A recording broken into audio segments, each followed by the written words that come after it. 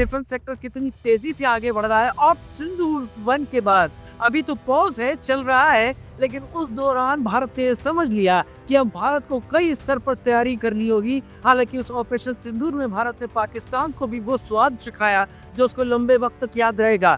भारत ने अब अपनी जरूरी चीजों के लिए और जरूरी तैयारियों के लिए करीब 1,05,000 करोड़ रुपए के डिफेंस वेपन खरीद के लिए मंजूरी दे दी है। ये तात्कालिक है और तीनों सेनाओं के लिए है। अब इसमें क्या क्या होगा तीनों सेनाओं की अगर मैं बात कर रहा हूँ, और अगर मैं बात आर्मी की सबसे पहले करता हूँ, तो आर्मी को इस दौरान आर्मर्ड व्हीकल्स मिलेंगे, आर्मर्ड रिकवरी व्हीकल्स आर्मी को मिलेंगे। इसके साथ इलेक्ट्रॉनिक वॉरफेयर सिस्टम होगा, इसके साथ और भी दूसरी चीजें होगी। इलेक्ट्रॉनिक वॉरफेयर सिस्टम का फायदा क्या होता है?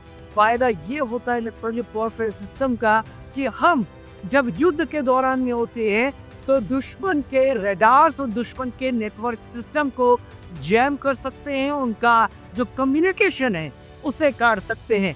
आर्मी को ये आर्मर्ड व्हीकल और बाकी चीज़ें मिल रही है, लेकिन इसके साथ नेवी को भी बहुत कुछ मिल रहा है। नेवी को मूवर्ड माइंस मिल रही है। मूवर्ड माइंस मतलब वो जो समुद्र में बिछाई जाने वाली माइंस है, या काउंटर माइंस वेसल्स नेवी को मिलने जा रहे हैं।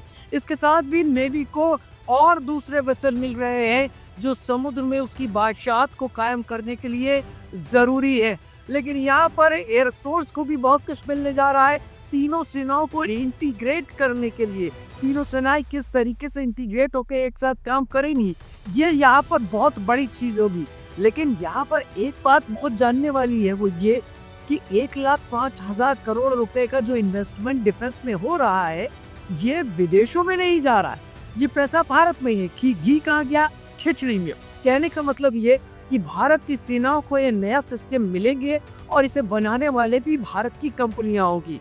अब इसमें टाटा डिफेंस की कंपनी जो बहुत बेहतर काम कर रही है, एल&टी काम कर रही है, अडानी डिफेंस काम कर रही है, और भी मल्टीपल लेवल में डिफेंस कंपनियां हैं तो इस सब में काम कर रही है। ऐसे व्हीकल्स, ऐसे वेसल्स बना रही है। ये प्रोक्योरमेंट भारत की सेना को मजबूत करेगा और हमें किसी और देश के साथ किसी समझौते, किसी दूसरी डील में फंसना नहीं पड़ेगा, टाइम की बर्बादी नहीं होगी। 1,05,000 करोड़ रुपए का इस वक्त का इन्वेस्टमेंट भारत की सीमाओं को लंबे समय तक किसी भी परेशानी से बचाकर रखेगा। हम नई जानकारियां भी आपके सामने लेकर आएंगे।